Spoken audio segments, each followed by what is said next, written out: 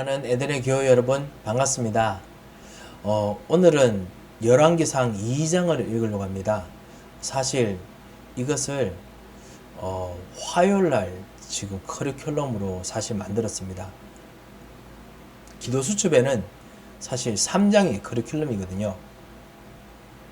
그럼에도 불구하고 사실은 토요일부터 시작하다 보니까 아무래도 어느 정도 숨을 고르고 난 후에 1, 2장을 같이 읽어야겠다 싶어서 사실 계속 천천히 따라가고 있습니다. 여러분께서 기도 수첩과 뭔가 순서가 조금 안 맞더라도 좀 참아주시면 감사하겠습니다.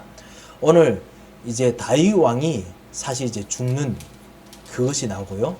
그리고 다윗 왕이 죽고 난 후에 솔로몬이 본격적으로 했던 정치에 대해서 이야기를 합니다. 이것은 정치적인 보복, 정치적인 정의 이런 거 추구하는 분들에게는 이 성경 구절 정말 재밌을 겁니다.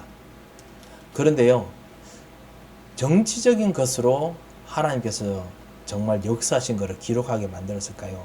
아니면 정치적인 것 같지만은 언약이 성취되는 것을 하게 만들으셨을까요? 오늘 이것을 우리가 같이 한번 읽어보면서 하나님의 언약을 우리가 좀 붙들었으면 합니다.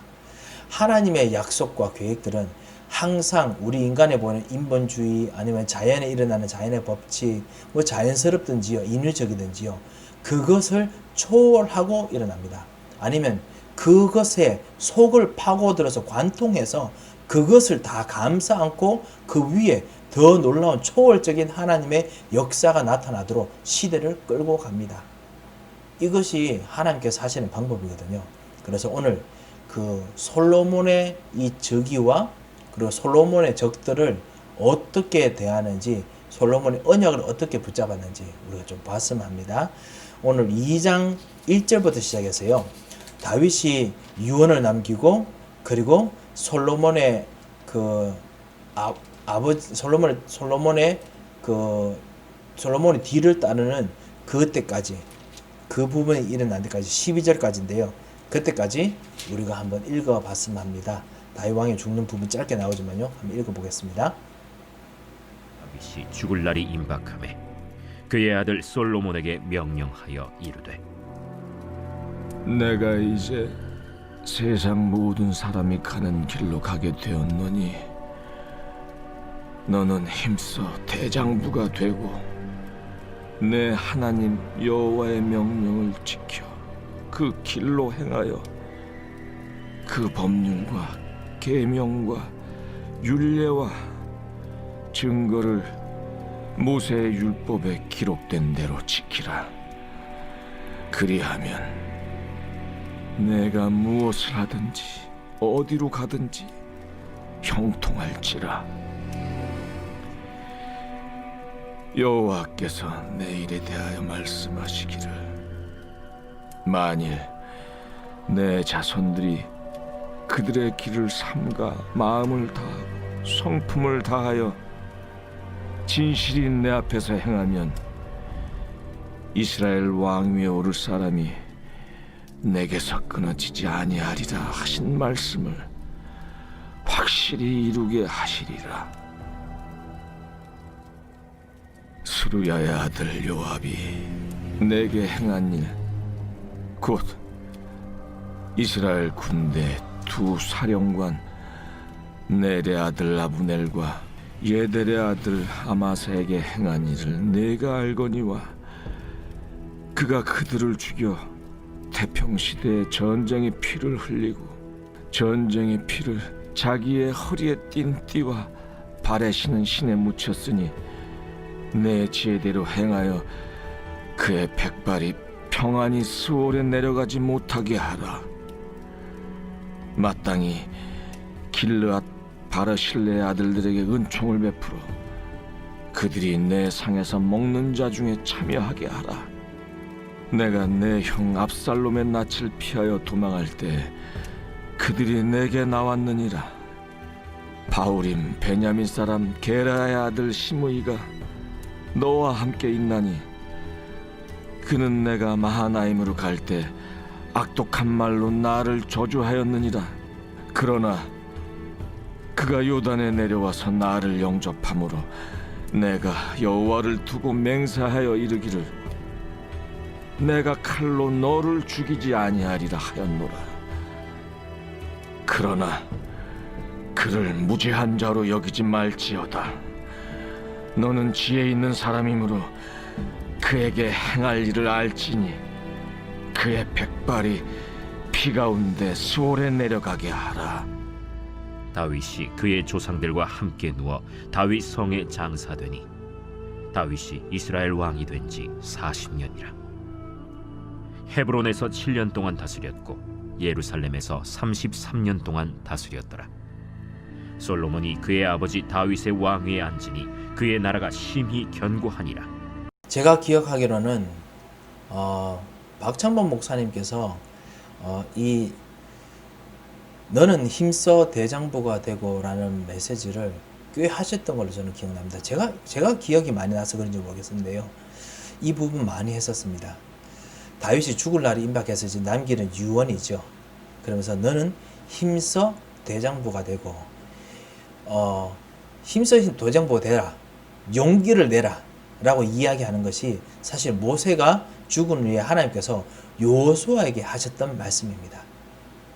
너는 강하고 담대하라 라고 하는 이사야서 여호수아서 16장 1장 6절에서 9절 말씀하고 똑같은 이야기입니다.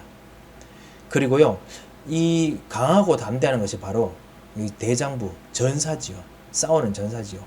그런 어떤 이미지를 가지고 이야기를 하는 것입니다.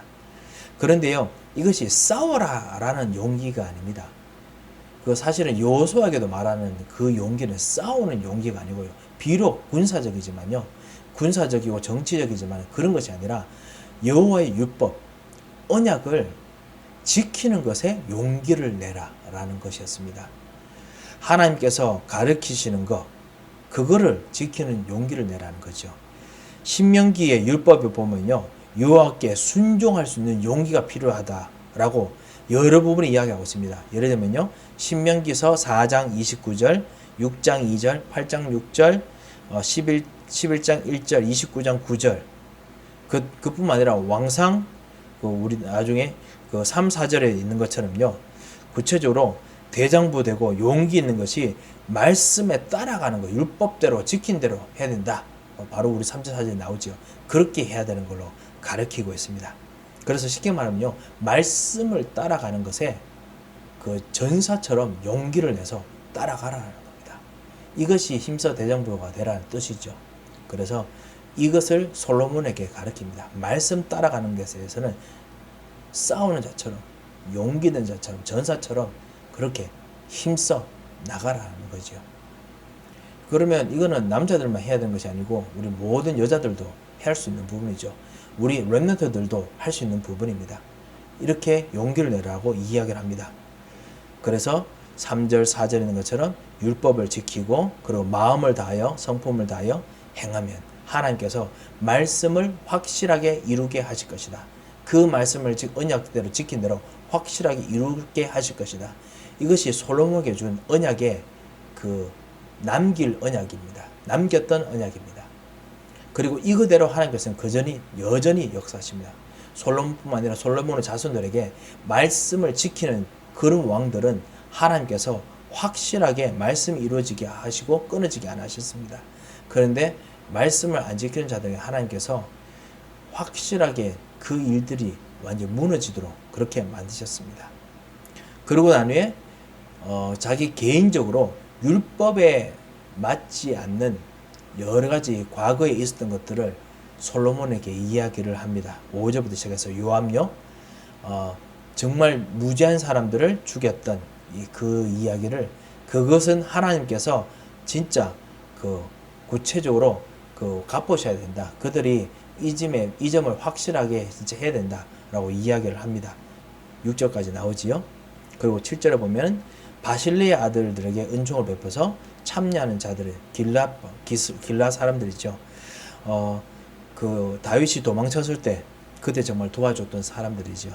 그 사람들은 계속 밥을 먹고 있었습니다. 다윗의 상에서 같이 밥 먹고 있었는데요. 아무래도 계속 끝까지 충성을 다했던 것 같습니다. 그래서 이 사람들을 계속 가까이 하라라고 이야기를 합니다. 그리고 심의 저주했는 것으로 이야기를 합니다. 아무래도 그게 상처가 아니고요. 그 부분에 대해서 확실하게 거리를 둘 것에 대해서 이야기를 하지 않는가 싶습니다. 다시 말씀드립니다. 사람에 대해서 이래라 저래라가 아니고요. 언약에 대해서, 율법에 대해서, 하나님께서 정말 역사하시는 것에 대해서 그래서 해야 될 것이다. 그래서 무지한 자로 여기지 마라. 신무이도요 라고 하지요. 너는 지혜 있는 사람이로 그에게 행할 길을 너가 가르쳐라 라고 이야기를 합니다. 자, 10절에 보면 이제 다윗이 조상들과 함께 다윗 성에 장사됩니다. 그리고 그것이 40년이 됐습니다. 솔로몬이 그의 아버지 다윗의 왕이 앉으니 그의 나라가 심히 견고하니라 라고 이야기했습니다. 그토록 진짜 그 유다 족속과 그리고 이스라엘 족속에 뭔가 그 보이지 않는 그런 이제 그 흩어질 것이 있는 그런 징조가 있음에도 불구하고 심히 견고해졌다 했습니다. 하나님께서 언약 붙잡고 따라가는, 말씀 갖고 잡고 따라가는 사람들에게 하나님께서 현장을 확실하게 붙들어 주십니다. 자, 13절부터 시작해서요. 이제 솔로몬이 했던 여러 가지 지혜에 대해서 나옵니다. 아도니아, 그 다음에 요압, 그 아비아달, 그 다음에 시므이, 다윗 왕이 진짜 말했던 것을 어떻게 했는 건지 구체적으로 이야기합니다. 사실 시간적으로는 성경으로 그냥 보면은 바로 했는 것처럼 보입니다만요. 이것이 사실 시간이 꽤 좀 걸렸습니다. 그리고 이것을 일부러 솔로몬 왕이 두고 보자 뭐 이렇게 했는 건 아닙니다. 말씀을 따라가는 중에서 말씀이 사실은 그렇게 가도록 만들었던 것 같습니다. 그래서 우리가 그 점을 유의하면서 한번 13절부터 시작해서요. 마지막 46절 말씀까지 한번 읽어보도록 하겠습니다.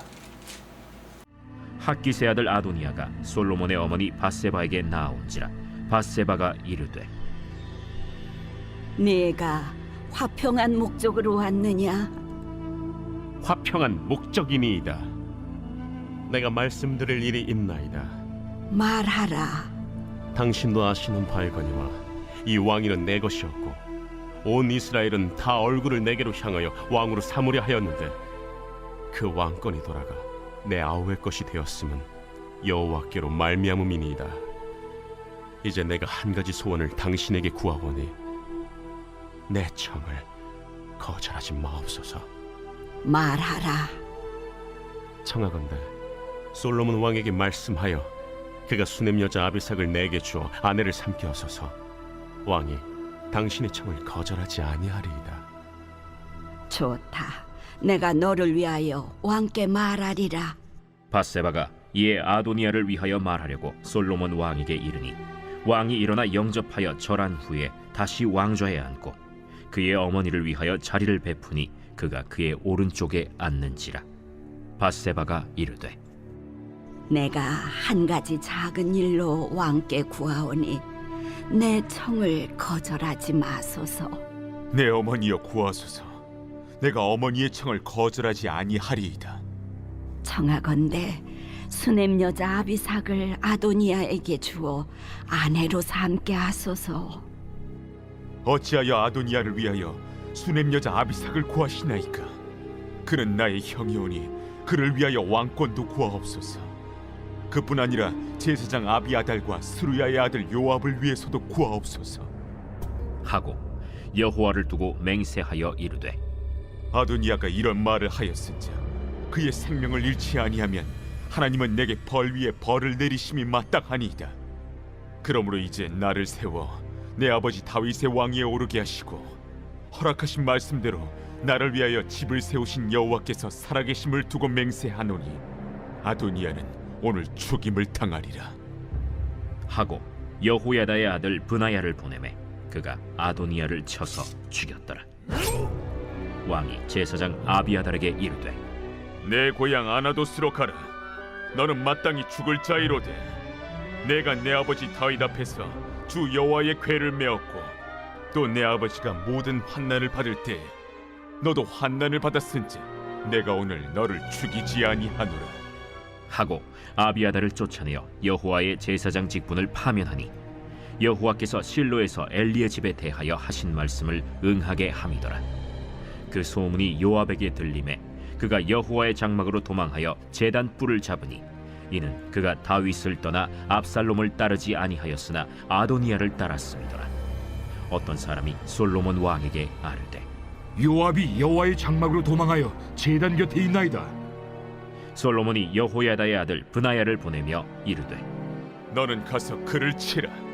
브나야가 여호와의 장막에 이르러 그에게 이르되 왕께서 나오라 하시느니라. 아니라 내가 여기서 죽겠노라. 브나야가 돌아가서 왕께 아뢰어 이르되 요압이 이리이리 내게 대답하더이다. 그의 말과 같이 하여 그를 죽여 묻으라. 요압이 까닭없이 흘린 피를 나와 내 아버지의 집에서 내가 제하리라. 여호와께서 요압의 피를 그의 머리로 돌려보내실 것은 그가 자기보다 의롭고 선한 두 사람을 쳤음이니 곧 이스라엘 군사령관 넬의 아들 아브넬과 유다 군사령관 예델의 아들 아마사를 칼로 죽였음이라.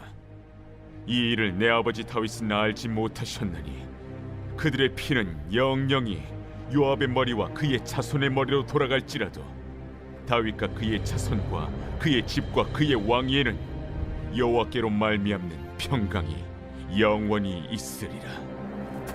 여호야다의 아들 브나야가 곧 올라가서 그를 쳐 죽이매 그가 광야에 있는 자기의 집에 매장되니라. 왕이 이에 여호야다의 아들 브나야를 요압을 대신하여 군사령관으로 삼고 또 제사장 사독으로 아비아다를 대신하게 하니라. 왕이 사람을 보내어 시므이를 불러서 이르되 너는 예루살렘에서 너를 위하여 집을 짓고 거기서 살고 어디든지 나가지 말라. 너는 분명히 알라.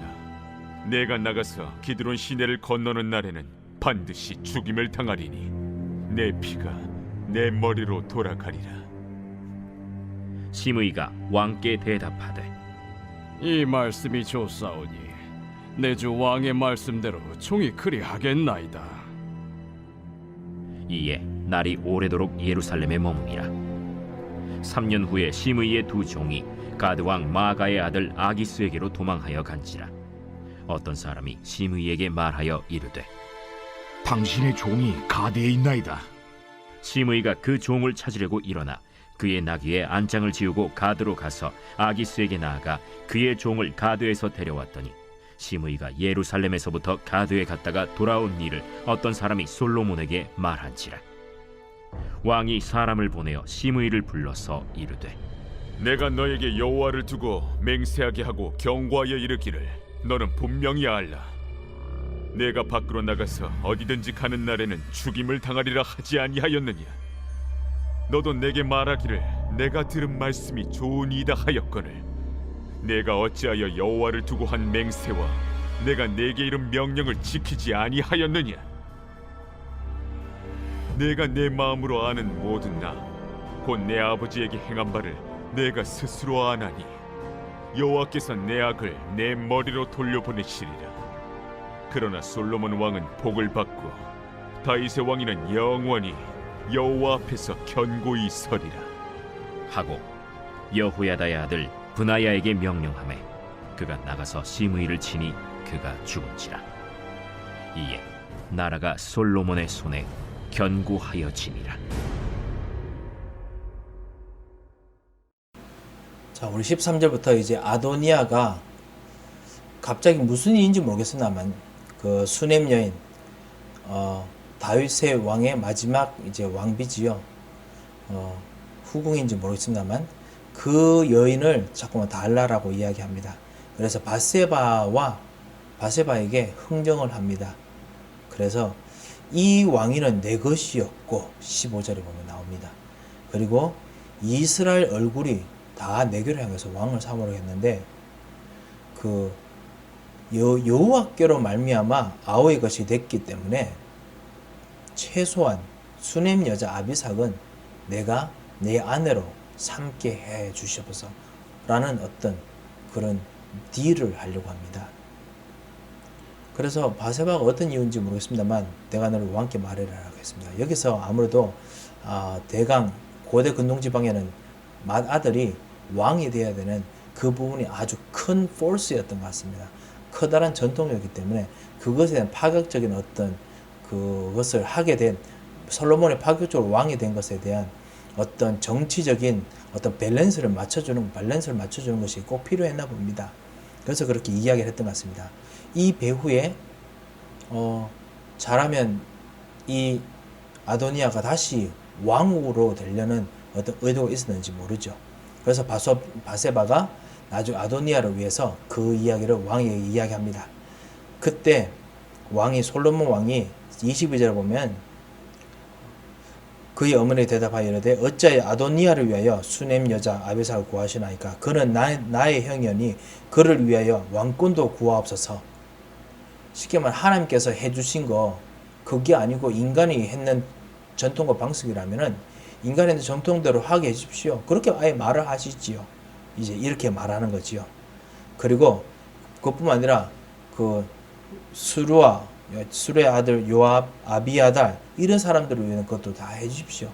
쉽게 말하면 전통대로 하는 식으로 해야지 그게 더 맞는 것이지 여호와께서 어떻게 그렇게 하신 거에서 전혀 무시를 하십니까? 이 점에서 지금 솔로몬은 아도니아가 부탁한 것을 압살롬이 예전에 아버지를 반역해서 다윗 왕에 들어가서 다윗 왕이 남겨둔 후궁 10명을 자기 아내로 삼았던 그 일들과 동일하게 여기는 죄악으로 지금 보고 있는 것으로 지금 보입니다. 그래서 쉽게 말하면 그런 식으로 해서 왕위를 찬탈하려고 하는 것이라면 그거는 하나님의 하셨던 그 언약을 완전히 무시하고 하는 반역입니다. 라고 이제 말하는 것입니다. 그래서 아도니아가 이 말을 하였으므로 그의 생명을 잃지 않으면 하나님께서 내 위에 벌을 내리실 것입니다. 라고 해서 아도니아가 처형당합니다. 그래서 분이아를 보내서 아도니아가 죽습니다. 어찌된 이유인지 아니면 그 아도니아가 너무너무 어리석어서 그렇게 됐는지 모르겠습니다만요. 이것 통해 가지고 언약을 중심으로 결단했던 것을 볼 수 있습니다. 그리고 그래서 사람들이 오히려 백성들이 하는 여호와의 말씀을 더 따르게 됐겠지요. 그뿐만 아닙니다. 26절에 보면 그 아비아달에게 이제 너는 마땅히 죽을 자이로되 26절에 나옵니다.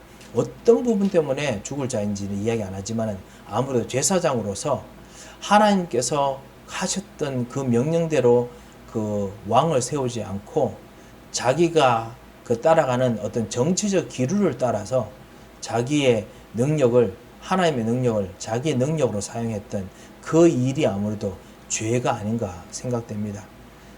그래서 구체적으로 죽이진 않고 쫓아보냅니다. 그냥 제사장의 그 어떤 면요 다윗 왕에 대한 충성 때문이었고 그리고 언약에 대한 어떤 부분이 있었지 않을까 싶습니다. 그런데요, 그 성경 기자는 열왕기상은 이 이유를 뭐라고 하냐면은 이 이유는 사실은 그것이 아니고 어떤 대의 명분이나 죄명이 아니고 여호와께서 실로에서 엘리의 집에 대하여 하신 말씀을 응하게 하려 함이라. 27절에는 그 이야기가 바로 사실은 이 아비아달이 쫓겨난 이유다라고 이야기를 합니다. 실제로 그렇게 하셨죠. 사무엘상 22장 20절에 보면요, 아비아달이 엘리 자손입니다. 엘리의 자손인데요.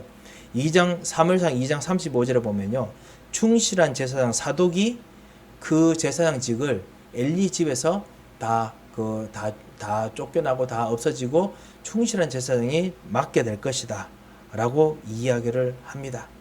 그래서 엘리 제사장이 이제는 완전히 모든 제사장직을 다 파면받게 될 것에 대한 이야기가 응답이 되었다라고 이야기합니다.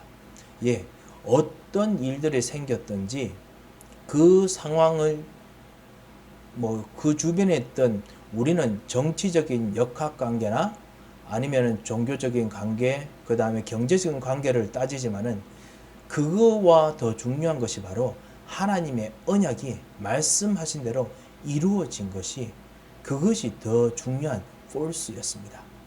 이거를 성경이 말해주고 그리고 솔로몬이 이것을 보고 있었습니다. 예, 솔로몬이 이걸 보고 있었습니다. 만약에 안 봤다면 진짜 너무너무 진짜 우연히 잘 된 거고요. 그런데 하나님께서는 모든 잘못이 상관없이 말씀대로 움직이신다는 겁니다. 그렇다면 동시에 우리는 무엇을 보고 정치적인 움직임을 하시고 여러분 현장에서 사람과의 관계를 가지시고 정치적인 움직임을 하시고 그 다음에 실제는 심지어는 교회에서도 모임을 하실 때 여러분께서 어떤 생각을 가지시고 움직이시고 그러고 하십니까? 언약이 중심되고 움직이지 않으시면 모든 것들이 사실은 헛되고 헛된 것이 될 수 있습니다. 말씀 성취가 제일 중요합니다. 이걸 우리가 볼 수 있겠지요. 그 소문이 요압에게 들립니다. 요압이 여호와의 장막으로 동원해서 제단불을 잡습니다. 그 전에 아도니아도 제단불 잡았다가 그래가지고 사실은 큰일 났는데 그래도 최소한 죽지는 않으니까요. 그래서 이 사람도 제단불을 잡습니다. 솔로몬이 다시 분하야를 보내가지고 너는 이번에 쳐라 라고 이야기합니다. 분하야가 아무리 용사지만은 여호와의 장막에서 하나님의 성소에서 언약궤 있는 곳에서 어떻게 피를 흘려주겠습니까? 제사장들 중 하나님의 자리인데요. 그 앞에서 할 수 없지 않습니까? 그래서 나오라 라고 이야기를 합니다. 그래서 구체적으로 내가 구체적으로 여기서 죽겠다 라고 이야기합니다. 다시 분하야가 솔로몬에게 돌아갔죠. 솔로몬이 돌아갈 때 솔로몬이 참 제사장의 참 선지자의 참 왕의 권세를 가지고 심판을 합니다. 하나님께서 주신 왕, 제사장, 선지자의 권세로 심판을 합니다. 31절에 보면요.